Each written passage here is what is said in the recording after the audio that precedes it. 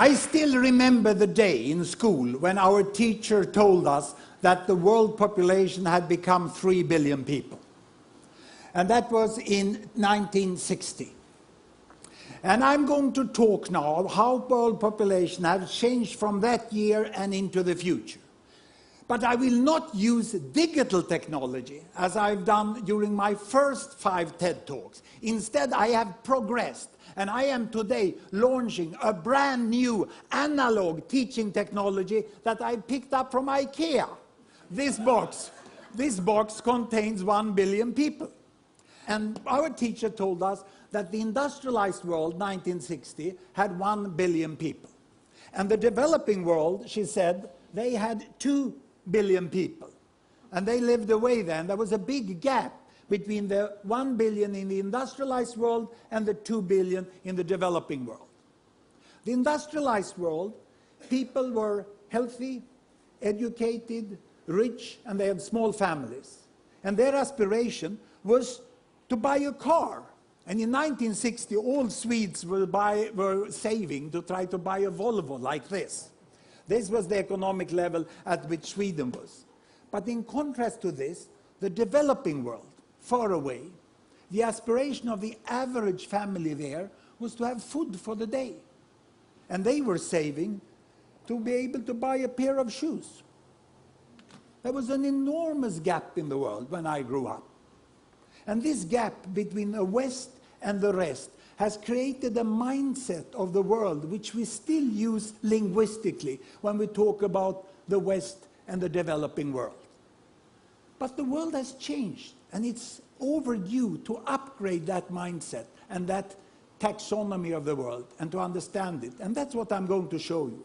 Because since 1960, what has happened in the world up to 2010 is that a staggering 4 billion people have been added to the world population. Just look how many. The world population has doubled since I went to school. And of course there has been economic growth in the West. A lot of companies have happened to grow the economy, so the Western population moved over to here. And now their aspiration is not only to have a car, now they want to have a holiday on a very remote destination and they want to fly. So this is where they are today. And the most successful of the developing countries here, they have moved on, you know, and they have become emerging economies, we call them. And they are now buying cars. And what happened a month ago was that the Chinese company Geely, they acquired the Volvo company. And then finally the Swedes understood that something big had happened in the world. You know? So there they are. And the tragedy is that the 2 billion over here that is struggling for food and shoes, they are still almost as poor as they were 50 years ago. The new thing is that we have the biggest pile of billions, the 3 billions here, which are also becoming emerging economies. Because they are quite healthy, relatively well educated, and they already also have 2 to 3 children per woman, as those have.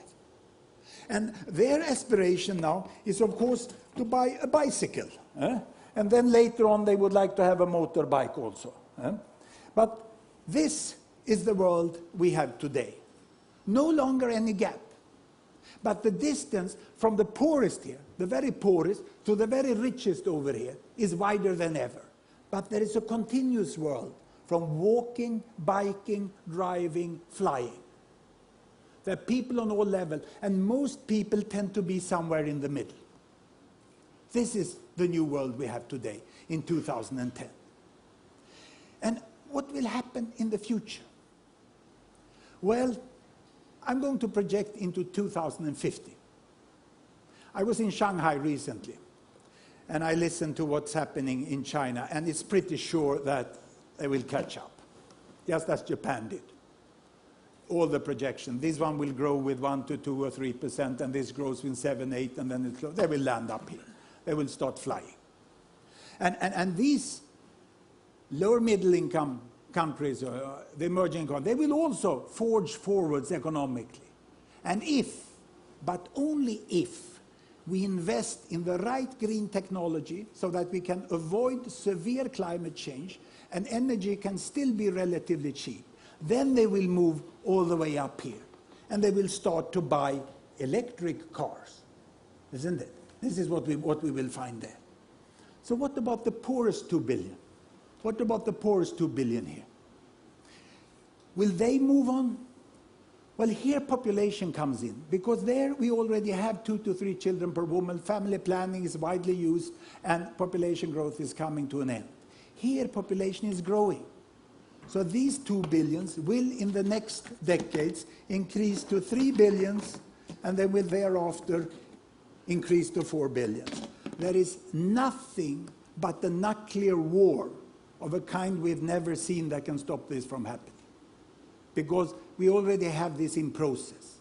But if, and only if, they get out of poverty, they get education, they get improved child survival, they can buy a bicycle and a cell phone and come here, then population growth will stop up there in 2050. We cannot have people on this level looking for food and shoes, because then we get continued population growth. And let me show you why, by converting back to the old-time digital technology. Here I have on the screen my country bubbles. Every bubble is a country, the size is population, the colors show the continent, the yellow one there is the Americas, dark blue is Africa, brown is Europe, green is Middle East, and this light blue is South Asia, that's India, and this is China, size is population. Here I have children per woman, 2 children, 4 children, 6 children, 8 children, big families, small families. The year is 1960, and down here child survival. The percentage of children surviving childhood up to starting school, 60%, 70%, 80%, 90%, and almost 100%, as we have today in the wealthiest and healthiest countries. Look, this is the world my teacher talked about in 1960. 1 billion Western world here, high child survival, small families, and all the rest, the rainbow of the developing countries, with very large families and poor child survival. What has happened? I start the world. Here we go. Can you see, as the year passed by, child survival is increasing. They get soap, hygiene, education, vaccination, penicillin, and then family planning. Family size is decreasing. They get up to 90% of child survival, then family is decreasing. Also the Arab countries in the Middle East is falling down there. Look, Bangladesh catching up with India. The whole emerging economy world joins the Western world with good child survival and small family size, but we still have the poorest billion. Can you see the poorest billion? Those boxes I had over here? They are still up here, and they still have a child survival of 70 to 80%, meaning that if you have 6 children born, there will be at least 4 who survive to the next generation, and the population will double in 1 generation. So the only way of really getting world population to stop is to continue to improve child survival to 90%. That's why investments by Gates Foundation, UNICEF and aid organization, together with national government in the poorest countries, are so good.